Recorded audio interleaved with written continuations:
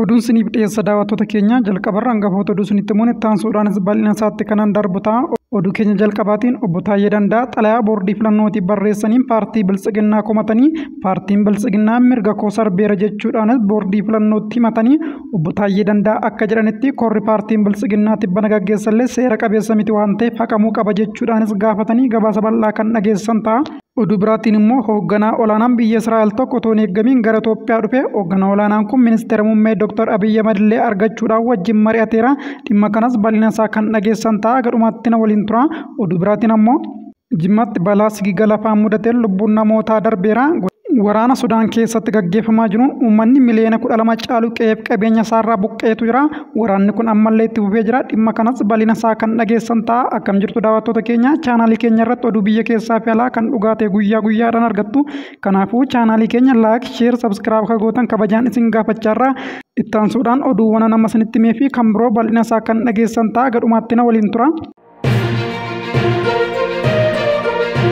Deetaan ministeera nageenya Itoophiyaa duraanii kan turanii fi miseensa caffee Oromiyaa kan ta'an obbo Taayyee Danda'a paartiin Biltsiginnaa qajeeltoottiin taliigamu waan sarbeef akka ugguramu yookiin haqamu gaafatan xalayaa boordii filannoo barreessaniin obbo Taayyee Danda'a kora lammaffaa paartii Biltsiginnaa kana cimsanii qeeqanii paartiin Biltsiginnaa kora isaa lammaffaa akka lakkoofsa Itoophiyaatti amajjii 23 aga 25 bara 2017 gaggeeffate irratti komii qaban kan dhiyeessan obbo Taayyee Danda'a korichi karaa waliin dhaameen gaggeeffamee jiran sababni isaa immoo seerri ittiin bulmaata paartichaa tuffatamee gatamuudha jechuudhaan obbo Taayyee Danda'a xalayaa boordii filannootiif barreessan keessatti ibsanii bu'uura seera ittiin bulmaataa paartii Biltsiginnaa akka lakkoofsa Itoophiyaatti bitootessa 2014 ga'een keewwata 16 keewwata xiqqaa 10 jalatti miseensonni paartichaa hunduu kora paartichaa irratti kallattiin ni hirmaatu jechuun paartichi qajeeltoo kaawwateen taliigamaa akka hin jirres ibsanii kora jalqabaa sanarratti miseensota filaman 255 keessaa tokko ta'uu kan ibsan obbo Taayyee Danda'a ragaa kana boordii filannoos akka harkaa qabu dubbatanii haa ta'u malee paartichi seera ittiin bulmaataa isaa sarbuudhaan kora isaa lammataa irratti hirmaachuu na dhorkeera jechuudhaan boordii filannootti komii isaanii dhiyeeffatanii ammallee miseensa paartii Biltsiginnaa ta'utti kan of ibsan obbo Taayyee Danda'a paartichi korarraa na ugguruu qofa osoo hin taane mirga eeruu mormuu filachuu fi falmuu koos na jalaa sarbeera jechuudhaan himatanii kanaafuu korri lammataa paartii Biltsiginnaa kan waliin dhaame waan ta'eef bu'aan isaa seera qabeessa miti jechuudhaan obbo Taayyee Danda'a boordii filannootiif barreessanii obbo Taayyeen komii paartii isaanii kanarratti qaban erga haala kanaan ibsaniitii booda dhimmoota lama boordii filannoo gaafatanii tokkoffaarratti korri gaggeeffame seera paartichi ittiin buluu waan wal faalleessuuf korichis ta'e murteewwan koricha irratti darban seera qabeessa akka hin taane akka murteessu iyyatanii dhimmi lammataa immoo obbo Taayyeen boordii filannoof kan gaafatan daangaa yeroo boordichi kaa'u keessatti paartiin Biltsiginnaa marii hunda hirmaachisu akka gaggeessus gaafatanii xalayaa obbo Taayyee Danda'a boordii filannoo barreessan kanarra hagammaatti gama boordii filannootiinis ta'ee gama paartichaatiin wanti jedhame tokkollee hin jiru jechuudhaan BBC'n gabaasa. Oduu biraatiin godina Jimmaatti balaa sigiga lafaa mudateen lubbuun namoota lamaa darbee godina Jimmaa aanaa Shabee Somboo ganda Mirgaanoo Bosootti rooba cimaa dhuma torban darbeetti halkan roobe hordofee lafti sigigaachuudhaan balaa uumeen lubbuun namoota lamaa darbuun gabaafame. Balaan kun ganda Mirgaanoo Baasoo zoonii Abdii Boruu iddoo addaa garee Ogodaamaa jedhamutti sanbata darbe caamsaa 3 bara 2025 halkan keessaa sa'aatii 6tti kan mudate ta'uu kominikeeshiniin aanaa Shabee Somboo beeksise roobaa fi bubbee cimaa wal makatee roobeen lafti sigigaachuudhaan maatii tokko keessaa lubbuun namoota lamaa yoo darbu miidhaan qabeenya garaagaraa irra ga'uu waajjirri buusaa gonofaa aanaa Shabee Somboo ibse. Aanichatti itti gaafatamaan waajjira buusaa gonofaa obbo Yuusuf Abbaa Maccaa fi itti gaafatamaan paartii badhaadhinaa ganda Mirgaanoo Basoo obbo Misgaanaa Lataa namoota balaa uumamaa kanaan miidhaman biratti argamanii akka jajjabeessanis gabaafame. Erga yeroo dhiyootii as kutaalee biyyattii garaagaraa keessatti balaa sigiga lafaa irra deddeebiin mudachaa jiru lubbuun lammiilee hedduunis darbeetu jira. Adoolessa 2024 keessa naannoo kibba Itoophiyaa godina Goofaa aanaa Gazzee Goofaatti balaa sigiga lafaa qaqqabeen lubbuun namoota 250 ol darbuunis ni yaadatama.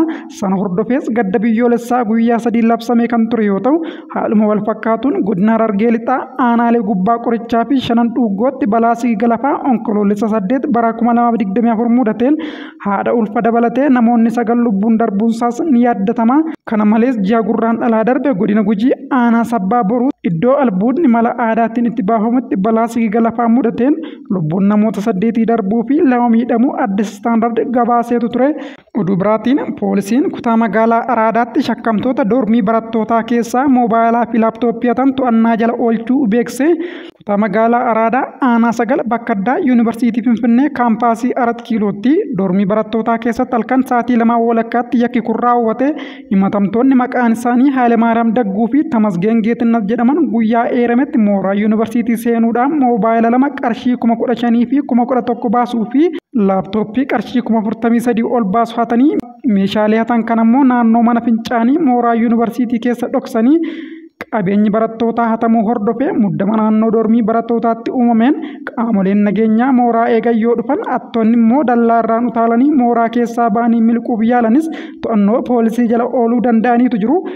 Barattoonni meeshaan isaanii yeroo sana jalaa bades bilbila isaanii irratti irra deddeebiin bilbiluun bilbilli isaanii yeroo waamu naannoo mana fincaaniitti meeshaa isaanii dhokatee jiru argatanii poolisiin kutaa magaalaa Araadaas waa'ee yakkichaa odeeffannoo erga argateen booda shakkamtoota to'achuudhaan qorannoo irratti gaggeessaa akka tures beekse. Manni murtiis dhaddacha eebila 24 bara 2017 ooleen yakkamtoota irratti adaba dabarseen himatamaa Haalemaariyaam Dagguu irratti hidhaa waggaa 7, himatamaa Tamasgeen Geetinnat irratti hidhaa waggaa 4 fi ji'a 6 murteesseetu jira. Oduu keenyatti aanuun ministeerri dhimma alaa Israa'el Itoophiyaa seene. Itoophiyaa fi Israa'el dameewwan nageenyaa, fayyaa, barnootaa fi teekinooloojii irratti tumsaan hojjechuu irratti mari'atan.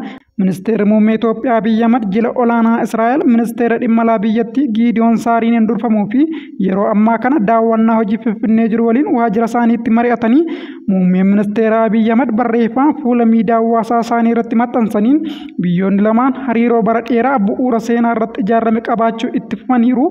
Har'as tumsi keenya gama diinagdee, siyaasaa, dippiloomaasii, hawaasummaa fi kanneen birootiin cimee itti fufa jedhanii. Haaluma wal fakkaatuun ministeerri dhimma alaa Itoophiyaa Geediyoon Ximootiyoos dhimmoota gamlamee walitti dhufeenya biyyoota lamaanii cimsuu danda'an irratti ministeera dhimma alaa Israa'el Giidiyoon Saar waliin kaleessa Finfinneetti mari'atanii. Ministeerri dhimma alaa Itoophiyaa Geediyoon Ximootiyoos Israa'el dameewwan qonnaa irratti muuxannoo olaanaa akka qabdu eeruun Itoophiyaan damee qonnaa biyyattii sadarkaa itti ceessuuf tumsa Israa'el waliin taasiftu itti fufti jechuudhaan beeksanii. Ministeeronni biyyoota lamaanii dameewwan nageenyaa, fayyaa, barnootaa fi teekinooloojii dabalatee dhimmoota gamlamee walitti dhufeenya biyyoota lamaanii cimsuu danda'an irratti mari'achuu isaanii ministeerri dhimma alaa beekse.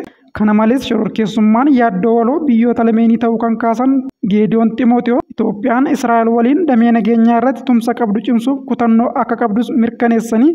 Ministeerri dhimma alaa Israa'el Geediyoon Saar immoo gama isaatiin Itoophiyaan Israa'eliin michuu ijoo ta'uu ibsanii jilli Israa'el irraa dhufe kun bakka bu'oota dameelee qonnaa, teekinooloojii, bishaanii fi haala qilleensaa, anniisaa haaromfamaa fi fayyaa irraa kan of keessatti qabatedha.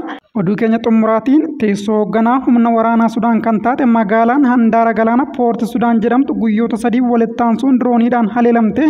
Waraanni waliinii Sudaan erga eegalee humna addaa RSF jedhamu magaalaa guddittii biyyattii Kaartum yoo to'atu, humni waraana biyyattii Jeneraal Abdel Fattah al-Burhaaniin durfamu immoo teessoo isaa gara Poort Sudaan godhachuun achi tureera. Torbaniin dura humni waraanaa Sudaan humna addaa RSF irratti olaantummaa argachuun kutaalee magaalaa Kaartum hedduu erga to'atee booda haleellaawwan diroonii hedduu Poort Sudaan irratti raawwatamanii. Poort Sudaan teessoo waraanaa biyyattii ta'uun alattis lammiilee Sudaan sababa waraana waliiniin garmalee miidhamaniif ulaa gargaarsitti seenuudha. Haleellaa guyyoota 3 walitti aansuun magaalattii irratti raawwate ilaalchisuun humni waraanaa Sudaan morkataa isaa RSF kan himate yoo ta'u, gareen kun garuu haga yoonaa haleellaa raawwatameef itti gaafatamummaa tokkollee hin fudhanne. Haleellaa diroonii Poort Sudaan irratti raawwatameen magaalattii keessatti sochiin geejjibaa gufateetu jira. Haleellaawwan diroonii kanneen buufata doonii fi buufata xiyyaaraa akkasumas madda anniisaa fi hoteelota irratti kan xiyyeeffate ture. Kanaan dura haleellaawwan diroonii kuusaawwan boba'aa fi buufataalee loltootaa irratti akka xiyyeeffataa tures ni beekama. Guyyoota 3 dura osoo haleellaawwan diroonii kun hin eegaliin lammiileen Sudaan 100,000 lakkaa'aman magaalaa Poort Sudaan keessa jiraataatii turanii. Waraanni waliinii Sudaan waggoota 2 lakkoofsee fi ammallee hammaachaa jiru kun jiruu fi jireenya lammiilee biyyattii burjaajesseetu jira. Waraana aangoo qabachuuf RSF fi humna waraanaa biyyattii gidduutti waggaa 2 dura eegaleen 10,000 kan lakkaa'aman du'aniiru. Uummanni miliyoona 12 caalu immoo qabeenya isaanii dhiisanii buqqa'anii. humni addaa RSF irratti olaantummaa argachaa akka dhufe kan ibsu waraanni Sudaan ji'a darbe keessa magaalaa Kaartuum gara caaluu to'achuu ibsus waraanni ammallee itti fufeetu jira. Humni waraanaa Jeneraal Alburhaaniin durfamu masaraa mootummaa magaalaa Kaartuumitti argamu to'achuudhaan booda mootummaa mataasaa hundeessuu ibseetu ture. Haa ta'u malee torbanoota darban loltoota humna addaa RSF Jeneraal Daagaloon durfamaan masaraa mootummaa kanarratti haleellaa diroonii raawwachaa turanii Kaartuum keessaa kan dhiban humni addaa RSF Jeneraal Alburhaan mootummaa hundeessuu ibsuu booda isaanis mootummaa mataa isaanii hundeessuu ibsaniiru. Haalli kun biyya duraanuu wal qoqqooddee waraanatti jirtu Sudaaniin qoqqoodinsamaaf saaxila jedhames sodaatamaatii jira. Egaa daawwattoota keenya oduun saatii kanaaf isiniif qabadhee dhufe kana gammaatti hordoftanidha. Chaanaalii keenya laayik, sheer, sabskiraayib akka gootan kabajaan isin gaafadha. Saatii muraasa booda immoo oduu biraan walitti deebinutti nagaan naa tura.